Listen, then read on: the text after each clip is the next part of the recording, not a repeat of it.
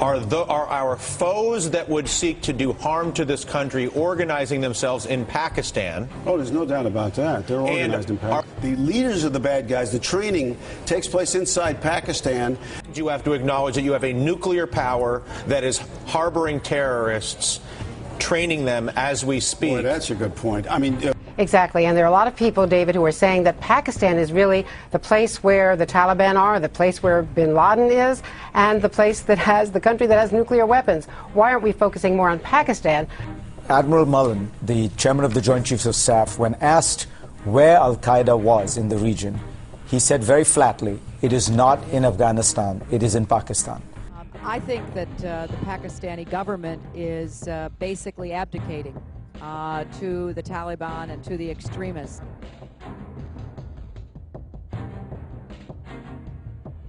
The United States government uses these flying robots to kill people through two different programs. One of them we admit to, it's the military's drone program, and that is designed to kill people in Iraq and Afghanistan, two countries where we admit to being at war.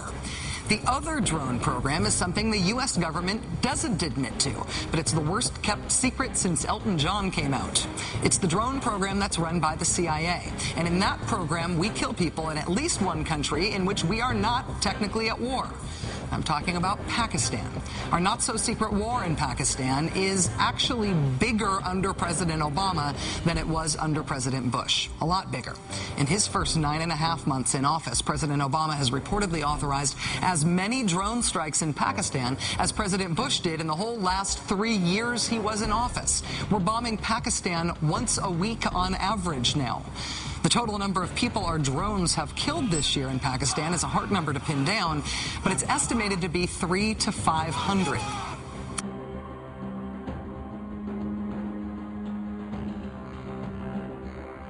Obviously, at this point, the U.S. wouldn't send troops into Pakistan, but is this an excuse of working around that by sending these private military contractors in instead? Obviously, it's to keep the non-uniformed people out of Pakistan, but as we know, there's a very close connection between companies like what's called Blackwater, now Z, and the CIA, so it looks like they're just waiting for the green light to actually go in. Some of them are already there. The advanced teams are already in Pakistan. Their concerns justified after a horrific car bomb in a busy Peshawar market on Wednesday killed over 100 and injured as many more. Only 25 bodies have been identified, so badly charred were the victims. The Taliban were blamed by the authorities, but a spokesman for their leader, Hakimullah Masood, denied any involvement, stating the Taliban only targeted security and government apparatus, and never intentionally the public.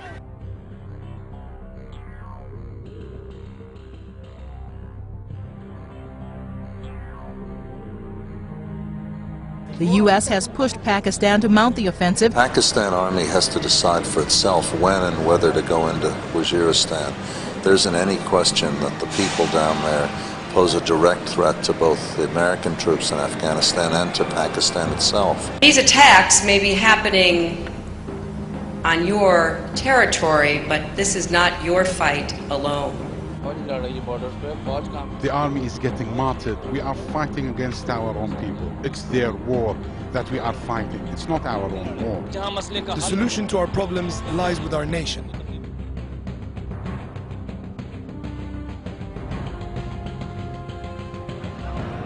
Even before the battle for South Waziristan began, the human exodus was underway.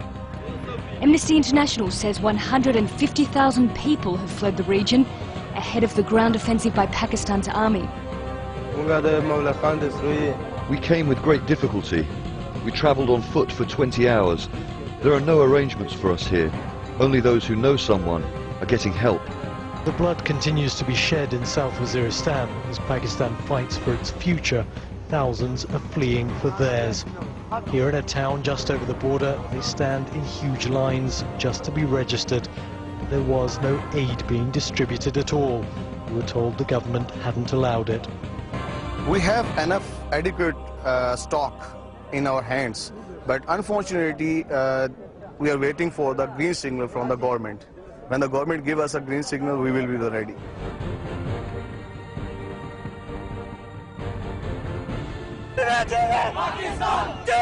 At a university rally in Islamabad, outrage against the U.S. and chants of "Go America, go." A week earlier on the same campus, 2 suicide bombers blew themselves up, part of a recent wave of deadly attacks that has shaken Pakistan.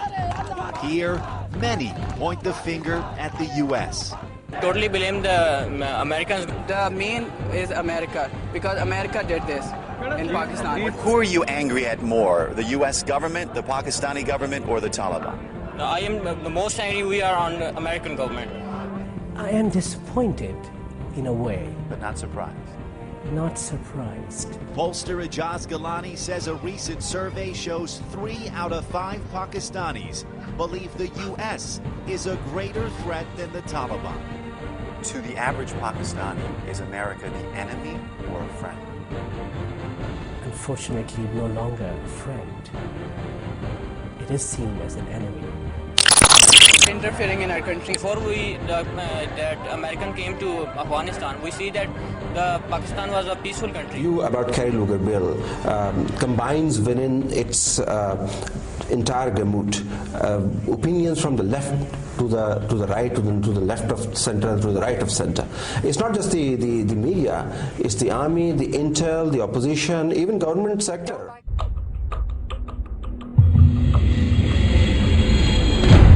I am here to assure you all that we shall share this burden with you all. For no matter how long it takes and what it takes, democracies will deliver. My democracy will deliver. People of Pakistan stand with the people of the United States and the people of Afghanistan. We stand with our brother Karzai and the people of Afghanistan against this common threat, this menace, which I have called cancer. The Kerry Lugar bill has come under severe criticism by the opposition parties. But the ruling Pakistan People's Party says that the Kerry Lugar bill does not impose any conditionalities on the government of Pakistan. The Kerry Lugar bill is being strongly criticized by some religious and political parties. They see it as against Pakistan's national interest.